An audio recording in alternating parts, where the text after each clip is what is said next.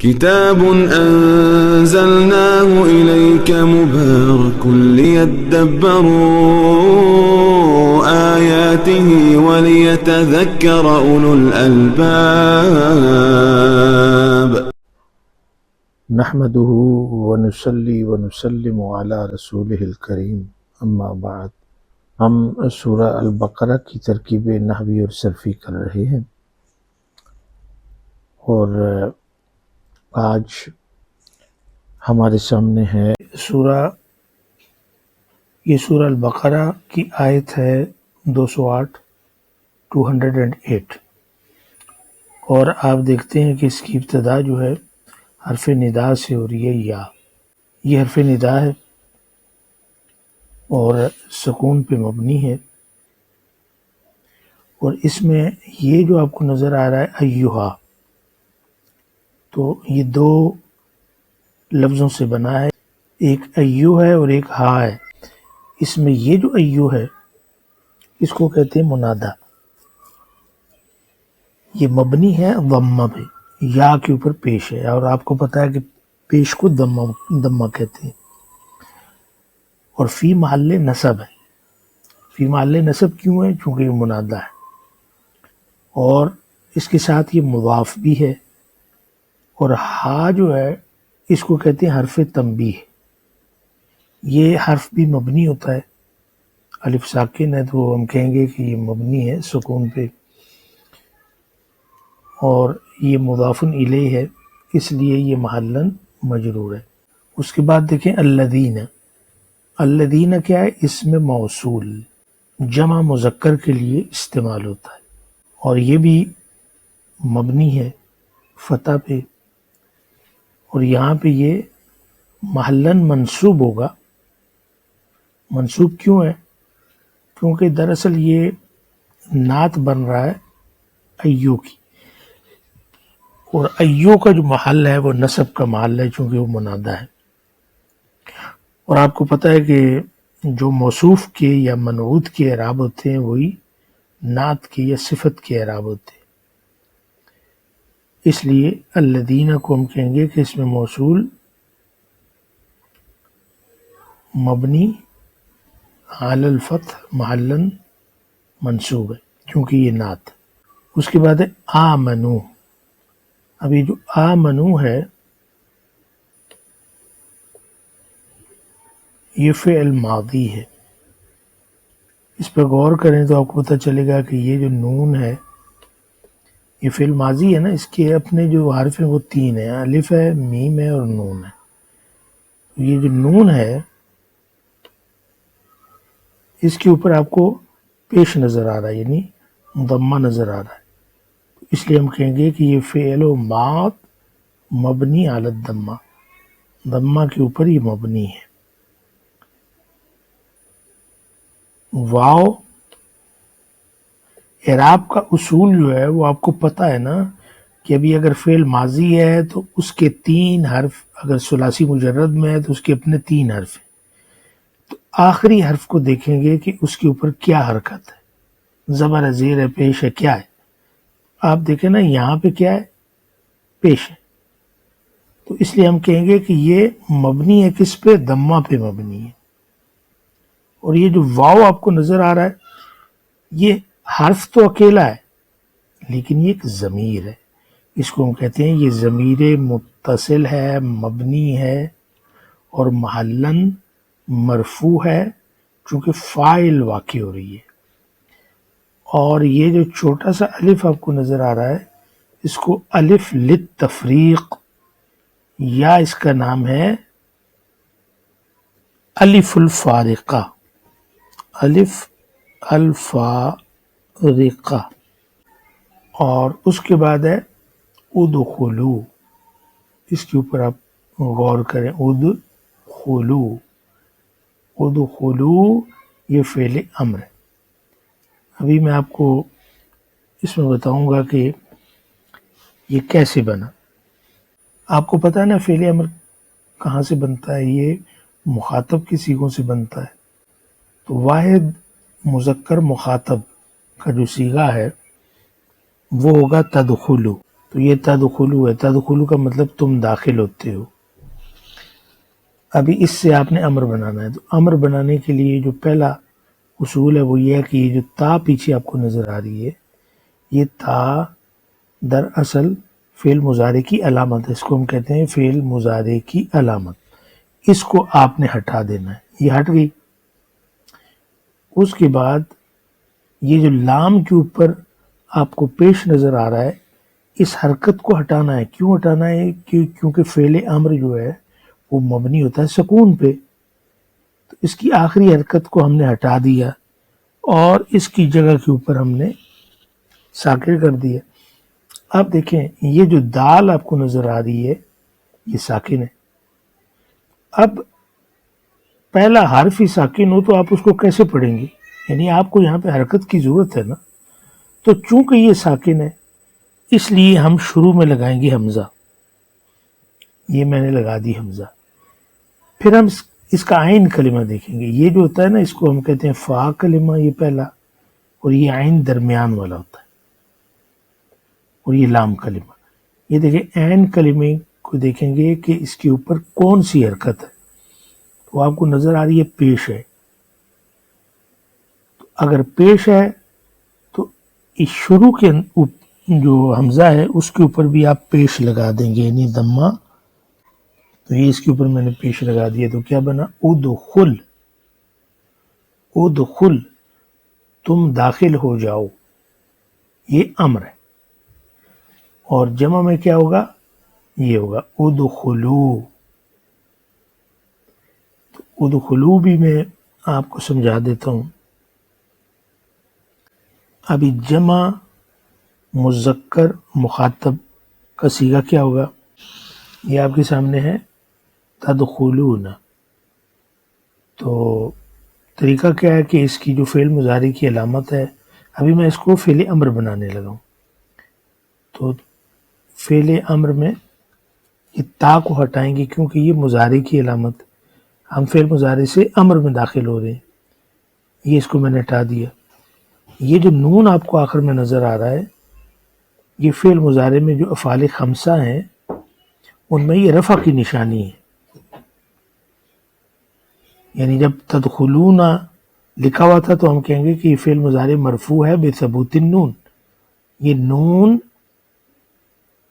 اس کے مرفوع ہونے کی نشانی ہے، تو امر تو ساکن ہوتا ہے، تو اس کو بھی ہم ہٹا دیں گے اور اس کی جگہ کے اوپر ہم ایک الف لگائیں گے جس کو الف الفارقہ کہتے ہیں۔ یہ کیوں لگاتے ہیں؟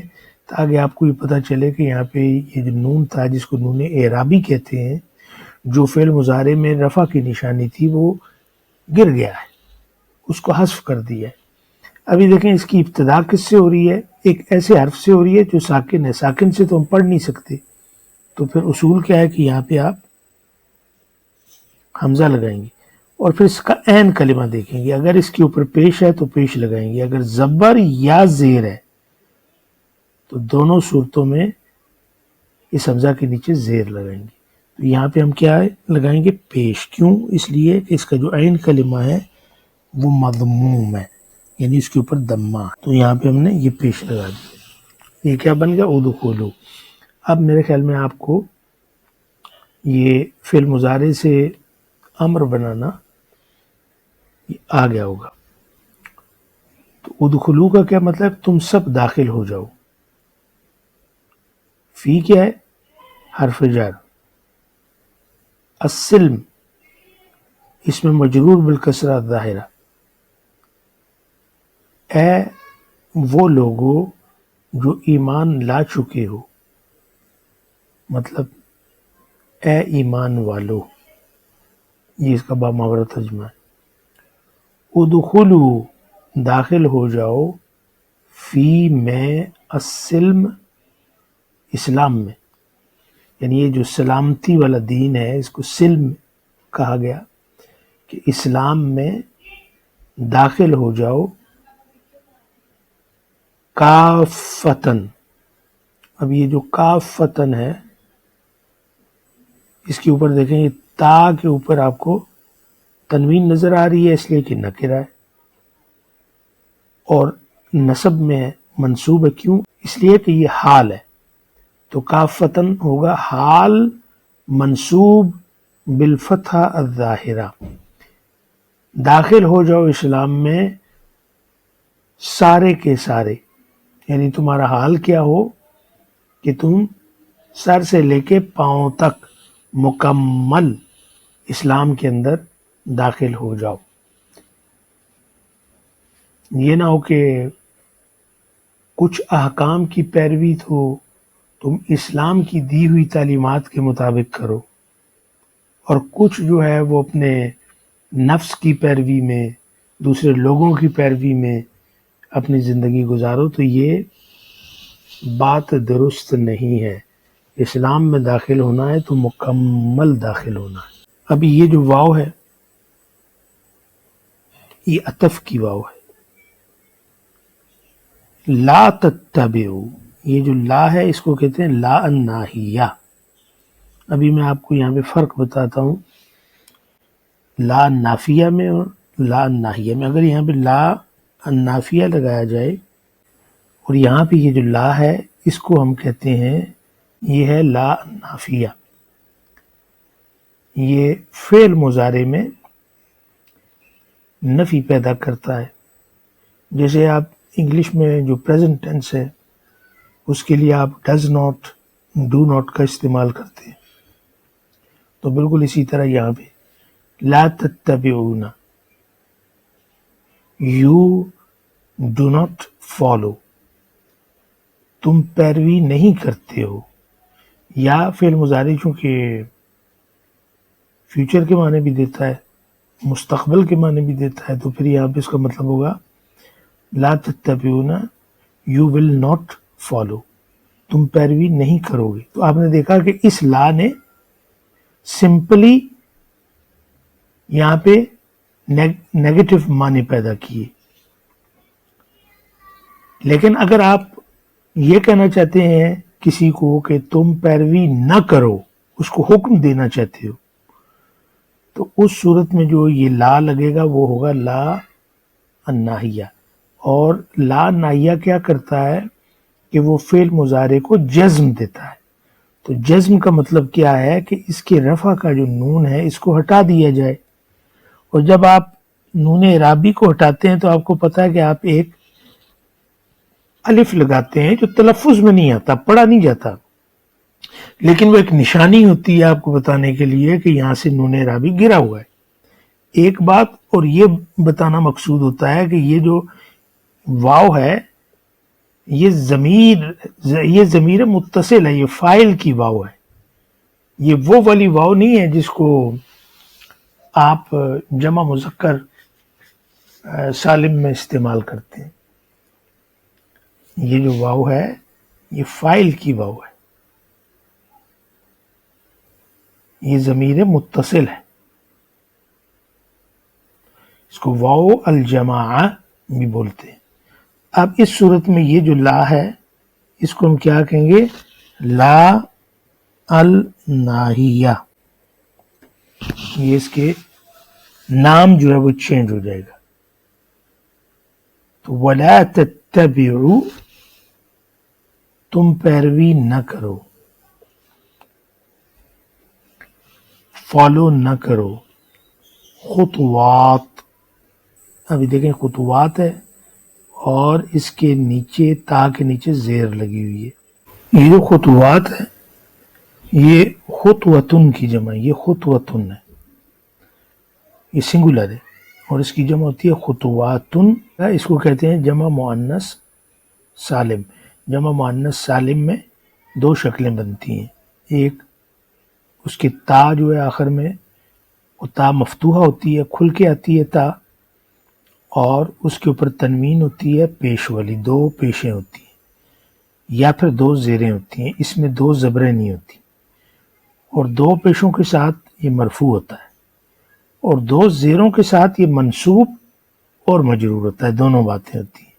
اور آپ کو پتا ہے کہ اگر ال یہاں پہ لگ جائے تو پھر تنوین ختم ہو جاتی ہے، پھر دو پیش کی جگہ پہ ایک پیش رہے گا، دو زیروں کی جگہ پہ ایک زیر رہے گی۔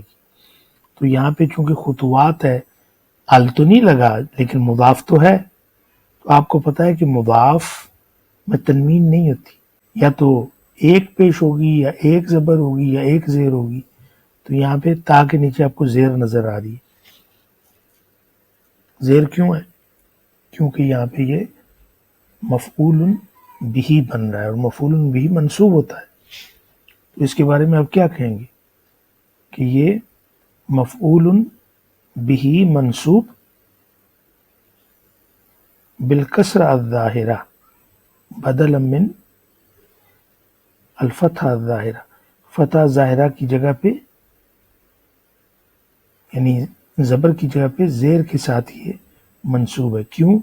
اس لیے کہ یہ جمع مؤنث سالم ہے. یہ بات بہت امپورٹنٹ ہے، یہ آپ نے نوٹ کر لینی ہے، لکھ لینا ہے.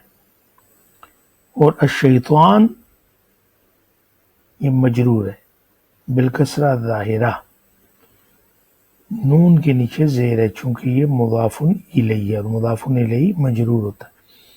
شیطان کے نقش قدم پر نہ چلو، یہ مطلب ہے. شیطان کے جو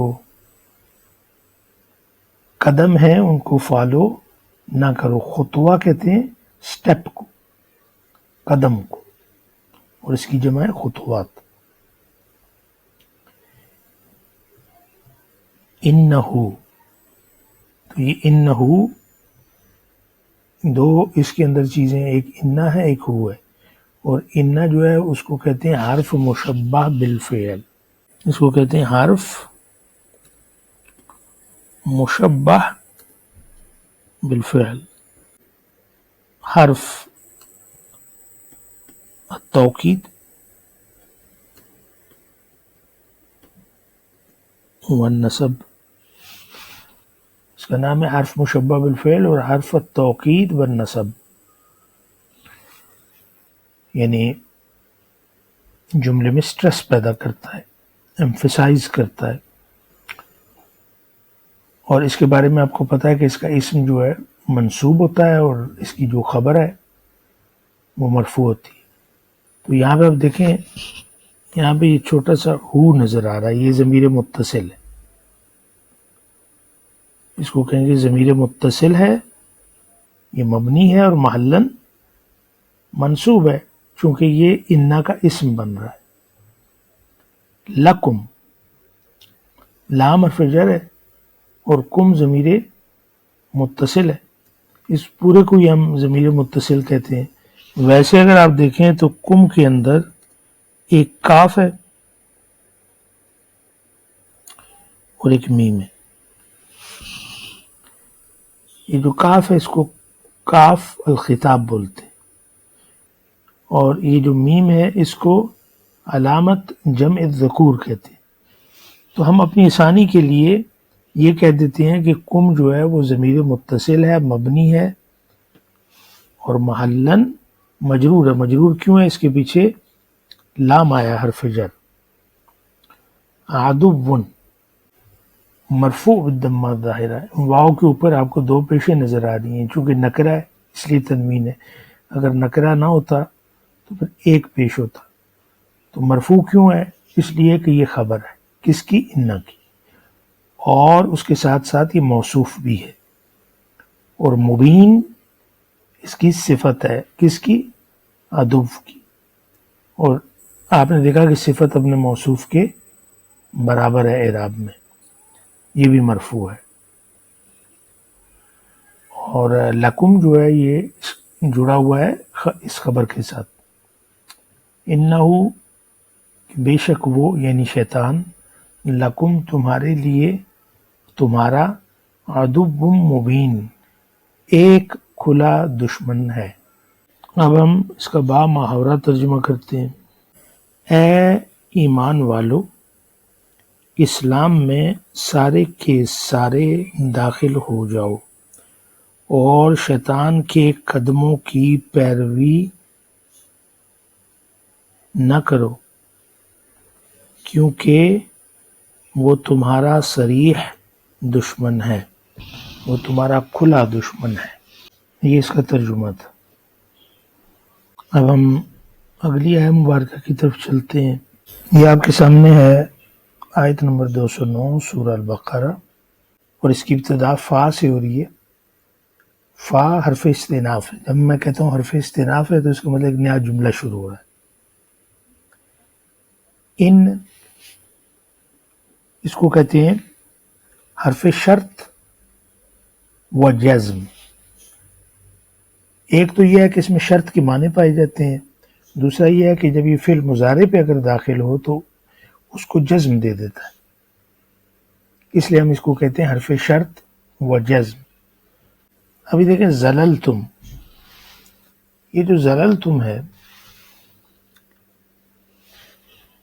اس کی جو اصل شکل ہے وہ ہے زلالہ. زلالہ تین حرف ہے نا، ایک زا اور لام دو ہیں ثلاثی مجرد میں، تو یہ اکٹھے اصل میں ہو جاتے ہیں. اس کو جب پڑھتے ہیں تو زلہ پڑھتے ہیں. زلہ زلہ یا زلو، اس کا مطلب ہوتا ہے پھسلنا. اور یہ جو آپ کو زللتم نظر آ رہا ہے یہ اس کو فک ادغام کہتے ہیں، یعنی یہ جو دو لام ہیں یہ کھل جاتے ہیں جب یہ مخاطب کے صیغے پہ پہنچتے ہیں تو یہ کھل جاتے ہیں. یعنی اگر واحد مذکر غائب کا صیغہ ہوتا ہے تو آپ کہتے ہیں زللتا، زللتما، زللتم، زللتی، زللتما، زللتن، تو وہاں پہ ان کا فک ادغام ہے. اسی طرح متکلم میں بھی زللتو، زللنا. تو یہاں پہ زللتم فعل ماض مبنی علی السکون، کیونکہ اس کا جو آخری حرف لام وہ ساکن ہے. اور تم میں اگر الگ الگ کریں گے تو آپ کہیں گے کہ اس کی تا کے اوپر جو پیش ہے تو یہ ضمیر متصل ہے، مبنی ہے دمہ پہ، محلن مرفوع فاعل، اور یہ جو میم اس کے ساتھ لگا ہوا ہے یہ علامت جمع ذکور ہے، یعنی جمع مذکر کی علامت ہے. لیکن ہم اپنی آسانی کے لیے کہتے ہیں کہ تم ضمیر متصل ہے، مبنی ہے اور محلن مرفوع ہے فاعل. اور ان کے معنی کیا ہوں گے؟ اگر. فا کے معنی ہم کیا کریں گے؟ پس اگر تم پھسل جاؤ. لیکن زلل تم میں ایک فائل بھی ہے، اس کے اندر فعل بھی ہے، تو ایک پورا جملہ ہے نا، تو یہ پورا جملہ جو ہے یہ محلن مجزوم ہے چونکہ جگہ جزم کی ہے. یہ بات یاد رکھنے والی ہے کہ حرف شرط ان فعل مضارع پہ داخل ہوتا ہے تو اس کو جزم دیتا ہے، تو جگہ جزم کی ہے. یہ فعل شرط ہے. من حرف جر ہے، بعد یہ مجرور بالکسرہ ظاہرہ ہے، اور یہ مضاف بھی ہے کیونکہ یہ بعد جو ہے اس کو ہم ظرف کہتے ہیں، اسم ظرفی ہے. تو یہاں پہ آپ دیکھیں مجرور ہے اور پھر مضاف ہے. ما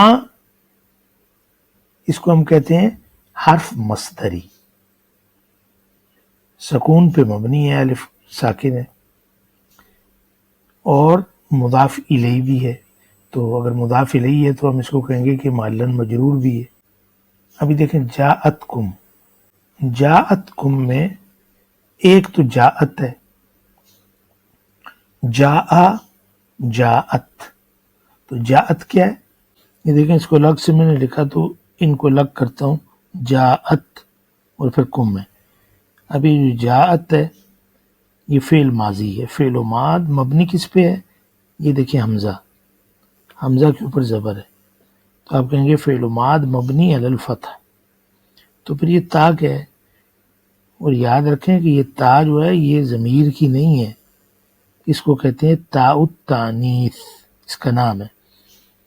اگر یہ نہ ہو تو پھر جاء ہوگا جو مذکر کے لیے ہے. تو فرق دکھانے کے لیے کہ جو فعل ہے اس کا جو فاعل ہے وہ فیمیل ہے، مؤنث ہے، تو یہ تا التانیث آپ نے لگائی ہے. تو جاءت کا مطلب اگر اکیلے میں بولیں گے جاءت تو اس کا مطلب وہ آئی، یعنی مؤنث کے لیے آپ استعمال کریں گے. تو جاءت کا مطلب وہ آئی. کم یہ ضمیر متصل ہے، مبنی اور محلن منصوب ہے چونکہ مفعول بھی ہے. تمہارے پاس، تمہارے پاس آئی، یہ معنی ہوگا.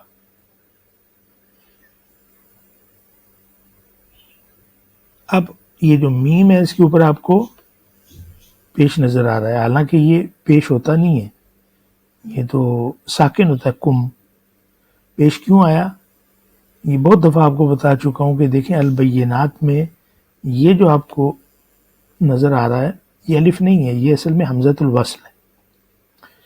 اور حمزۃ الوصل کو اپنے پچھلے حرف کو اٹھا کر اپنے اگلے حرف یعنی لام کے ساتھ ملانے کی عادت ہوتی ہے. کیوں؟ اس لیے کہ یہ بھی ساکن ہو، یہ بھی ساکن ہو، تو وہ بیچ میں سے حمزہ گر جائے تو دو ساکن اکٹھے ہو گئے نا، تو ان کو کہتے ہیں التقاء الساکنین. تو دو ساکنوں کو آپس میں ملنے سے روکنے کے لیے لمنع التقاء الساکنین، یہاں پہ ایک حرکت آپ خود سے لگاتے ہیں اور وہ آپ نے پیش لگائی تاکہ میم لام کے ساتھ جا کے ملے. تو ہوگا جاءت کمل، جاءت کمل. الف یہ حمزہ نہیں پڑا کیونکہ یہ درمیان میں سے تلفظ سے غائب ہو گیا. لکھا جاتا ہے لیکن تلفظ میں نہیں آتا. الگ سے پڑھیں گے تو آپ کہیں گے البینات. اب یہ بینات جو ہے اس کے بارے میں آپ کو بتاؤں کہ اس پورے کو میں یہاں پہ لکھتا ہوں. یہ بینتن سنگولر ہے جی، تو یہاں پہ دیکھیں یہ سنگولر ہے بینتن، اس کو کہتے ہیں واضح نشانی. اور بیناتن اس کی جمع ہے، ایک شکل اس کی یہ ہے، دوسری شکل اس کی بیناتن ہے. یہ کیوں ہے بیناتن بیناتن؟ چونکہ یہ جمع مؤنث سالم ہے. بیناتن کی جمع مؤنث سالم ہوگی بیناتن بیناتن. جب اس کے اوپر ال لگے گا تو ایک پیش رہ جائے گی، اور یہاں پہ اگر ال لگے گا تو ایک زیر رہ جائے گی. تو چونکہ یہاں پہ ال لگا ہے، یہ آپ دیکھیں غور سے، جب ال لگا ہے تو آپ نے دیکھا کہ تا جو ہے اس کے اوپر ایک پیش رہ گئی. پیش کیوں ہے؟ چونکہ یہ مرفوع ہے، یہاں پہ فاعل بن رہا ہے. فاعل کس کا ہے؟ جاءت کا. تو چونکہ یہ مؤنث تھا اس لیے یہاں پہ صیغہ جاءت مؤنث استعمال ہوا. تو اب یہاں سے چلیں کہ فَإِن زَلَلْتُمْ، اگر تم پھسل جاؤ، من بعد اس کے، ما جاءتکم البینات، بعد اس کے کہ تمہارے پاس واضح نشانیاں پہنچ گئیں. فَاعْلَمُوا، اب یہ جو فا ہے یہ کیا ہے؟ اس کو کہتے ہیں فا الواقعہ فی جواب الشرط، یعنی یہ فا اس فعل الشرط کو، یہ زللتم فعل الشرط، یہ جو جواب الشرط ہے اس کے ساتھ جوڑتا ہے، اس لیے اس کو کہتے ہیں فا الواقعہ فی جواب الشرط.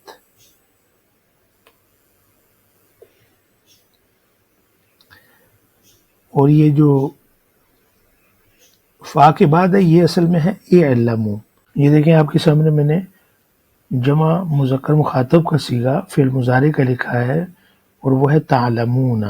تعلمون کا مطلب کیا ہوگا؟ تم جانتے ہو. تو یہ فعل مضارع مرفوع بثبوت النون ہے، اس کے ساتھ نون لگا ہوا ہے، یہ نون اعرابی ہے اور یہ نون اعرابی اس کے مرفوع ہونے کی نشانی ہے. اب آپ نے اس کو کنورٹ کرنا ہے فعل امر میں، تو کیا کریں گے؟ فعل مضارع کی جو علامت ہے اس کو ہٹائیں گے نا، پہلا اصول. دوسرا یہ ہے کہ یہ جو نون اعرابی ہے اس کو گرائیں گے، گرا کر ایک الف لگائیں گے. گرا کر ایک الف لگائیں گے. اب دیکھیں اس کی ابتدا جو ہے وہ ایک ایسے حرف سے ہو رہی ہے، عین سے، جو کہ ساکن ہے. تو ساکن سے آپ کس طرح پڑھیں گے اس کو؟ تو تاکہ اس کا آپ تلفظ کر سکیں تو یہاں پہ آپ شروع میں حمزہ لگائیں گے. حمزہ لگانے کے بعد آپ یہ بیچ والا کلمہ دیکھیں گے کہ یہ کیا ہے. جی تو ابھی آپ نے یہاں پہ حمزہ لگا دی ہے. ابھی فیصلہ یہ کرنا ہے کہ حمزہ کے اوپر کون سی حرکت آئے گی. اس کے لیے آپ نے عین کلمہ کو دیکھنا ہے. عین کلمہ آپ دیکھیں یہاں پہ لام ہے، لام کے اوپر زبر ہے. اور میں نے پہلے بتایا تھا کہ زبر اور زیر ان دونوں صورتوں میں یہ جو حمزہ ہے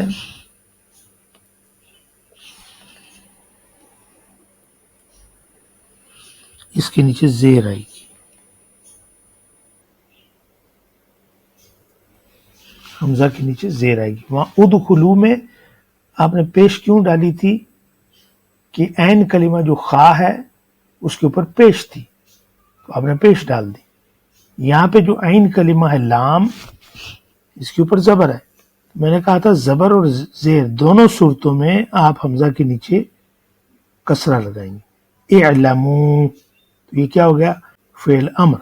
یہاں پہ آئے فا تو ہوگی فعل واقعہ فی جواب شرط، اور اعلموا یہ فعل امر مبنی علی حذف النون. اس کو کہیں گے مبنی علی حذف النون. نون کو ہٹا کے اس کی بنا کی گئی، یہ مبنی ہوا تو یہاں پہ نون گرا ہوا ہے. انا، اب انا کو دیکھیں آپ تو اس سے پہلے ایک گزرا تھا انا. تو یہ انا اور انا یہ حرف مشبہ بالفعل ہے، حرف توکید و نصب ہے. اگر جملے کے شروع میں آئے تو انا آتا ہے، اور اگر بیچ میں آئے جملے کے بیچ میں تو انا آتا ہے. بس یہ یاد رکھیں. ہاں کالا کے بعد اور اس کے جو مشتقات ہیں اس کے بعد وہ جملے کے بیچ میں بھی آئے تب بھی انا ہوتا ہے. تو انا کیا ہے؟ حرف مشبہ بالفعل ہے. اللہ دیکھیں اس کی جو ہا ہے اس کے اوپر زبر ہے، تو اس کو کہیں گے لفظ الجلالہ. اللہ کا نام ہے، ادب سے لیتے ہیں. منصوب ہے کیونکہ یہ انا کا اسم ہے. تو عزیز نکرہ ہونے کی وجہ سے تنوین ہے. یہ مرفوع بالضمہ ظاہرہ ہے چونکہ یہ انا کی خبر ہے. پھر حکیم اس کی دوسری خبر ہے، یہ بھی مرفوع بالضمہ ظاہرہ ہے. اب اس کا با محاورہ ترجمہ کرتے ہیں. پھر اگر تم کھلی کھلی نشانیاں آ جانے کے بعد بھی پھسل گئے تو جان لو اللہ غالب حکمت والا ہے. یہ اس کا با محاورہ ترجمہ ہے. اب ان دونوں آیتوں کے ترجمے کو آپ اپنے سامنے رکھیں، اس کا مفہوم واضح ہو جائے گا. قرآن میں کبھی کبھی ایک آیت صرف حکم نہیں ہوتی، وہ دعوت محبت بھی ہوتی ہے. تو یہ آیات انہی آیات میں سے ہے. تو اللہ اپنے بندوں کو پکار رہا ہے. یعنی جو پچھلی آیت گزری ہے تو اس میں کیا تھا کہ یا ایھا الذین آمنوا، اے ایمان والو. یہ خطاب محبت کا ہے، عزت کا ہے، تعلق کا ہے. جیسے ماں اپنے بچے سے کہتی ہے بیٹا میرے قریب آ جاؤ، تو اللہ کہتا ہے ادخلوا فی السلم کافہ، یعنی اسلام میں پورے کے پورے داخل ہو جاؤ. نصف ایمان نہیں، نصف دین نہیں، بلکہ مکمل طور پر دل و جان سے زندگی کے ہر پہلو میں. یہ آیت ان لوگوں کے لیے ہے جو ایمان تو لاتے ہیں مگر اپنی پسند کے حصے چنتے ہیں. عبادت میں اللہ کے لیکن معاملات میں دنیا کے. نماز میں عاجز مگر غصے میں ظالم. لباس میں پرہیزگار لیکن زبان میں زہریلے. مسجد کے اندر کی زندگی کچھ اور مسجد سے باہر نکل کر جو معاشرتی زندگی ہے اس کا رنگ ہی کچھ اور ہوتا ہے. تو اللہ کہتا ہے پورے کے پورے اسلام میں داخل ہو جاؤ. یعنی تمہاری عبادت، تمہارا اخلاق، تمہارا کاروبار، تمہاری گفتگو سب کچھ اللہ کی رضا کے تابع ہو جائے۔ اسلام صرف مسجد کا دین نہیں، یہ زندگی کا نظام ہے، یہ کوڈ آف لائف ہے۔ یہ ہر سانس، ہر فیصلے، ہر تعلق کو پاک کرتا ہے۔ اب اس دوسری آیت کو دیکھیں، 209 نمبر۔ تو جب اللہ کہتے ہیں نا وَلَا تَتَّبِعُوا خُطُوَاتِ الشَّيْطَانِ، شیطان کے قدموں پر نہ چلو، یہ جملہ بہت گہرا ہے۔ اللہ نے نہیں کہا شیطان کی پیروی نہ کرو، بلکہ فرمایا اس کے قدموں کے نشانوں پر بھی مت چلو۔ یعنی شیطان تمہیں یکدم گناہ میں دھکیلتا ہے، وہ تمہیں قدم بقدم کھینچتا ہے۔ پہلے وہ تمہیں معمولی غلطی پر مطمئن کرتا ہے، پھر دل سے احساس گناہ ختم کرتا ہے، پھر نیکی کا ذوق چھین لیتا ہے، اور آخر میں تمہیں گناہ میں مبتلا کر کے اللہ سے دور کر دیتا ہے۔ یہ آیت ہمیں خبردار کرتی ہے گناہ کبھی ایک لمحے میں نہیں آتا، وہ ایک سفر ہوتا ہے، اور اگر تم نے پہلا قدم روک لیا تو تم نے شیطان کے پورے راستے کو کاٹ دیا۔ فَإِنْ زَلَلْتُمْ، اگر پھسل جاؤ، اللہ جانتا ہے کہ انسان مکمل نہیں، اس لیے اگلی آیت میں نرمی کے ساتھ تنبیہ فرما دی، اگر تم پھسل جاؤ حالانکہ تمہارے پاس واضح دلائل آ چکے ہیں تو جان لو کہ اللہ زبردست اور حکمت والا ہے۔ یعنی اگر تمہارے سامنے حق آ گیا پھر بھی تم غفلت سے پلٹ گئے تو یاد رکھو اللہ کی پکڑ سے کوئی نہیں بچ سکتا۔ یہ آیت نہ صرف تنبیہ ہے بلکہ توازن بھی ہے۔ اللہ نہ صرف عزیز یعنی قادر ہے بلکہ حکیم دانش مند بھی ہے۔ وہ سزا دیتا ہے مگر انصاف کے ساتھ، وہ ڈراتا ہے مگر دل میں امید بھی جگاتا ہے۔ آج کے دور کا سب سے بڑا فتنہ جزوی دینداری ہے، دنیا الگ دین الگ۔ ہم چاہتے ہیں ایمان ہو مگر آسان ہو، ہم چاہتے ہیں دین ہو مگر ہماری پسند کا۔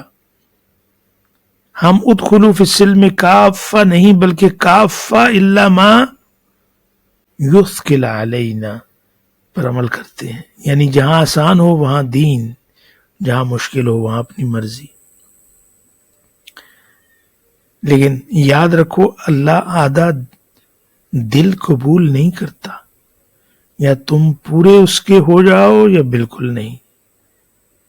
تو عملی پیغام کیا ہے کہ اسلام کو مکمل قبول کرو، عبادت کے ساتھ اخلاق، معاملات، رویے سب کو دین کے مطابق بناؤ۔ چھوٹے گناہوں کو معمولی نہ سمجھو، شیطان انہی قدموں کے نشان سے تمہیں گراتا ہے۔ غلطی کے بعد واپس آؤ، پھسلنا مسئلہ نہیں، واپس نہ آنا تباہی ہے۔ اللہ کی محبت کا جواب دو، وہ تمہیں پکار رہا ہے، یا ایھا الذین آمنوا، جواب دو لبیک یا ربی، میں حاضر ہوں۔ تو اے اللہ ہمیں وہ ایمان عطا فرما جو پورے دین کو قبول کرے، ہمیں جزوی نہیں مکمل مسلمان بنا، ہمیں شیطان کے قدموں سے دور رکھ، اور اگر ہم پھسل جائیں تو ہمیں اپنی محبت سے اٹھا لے، رحمت فرما۔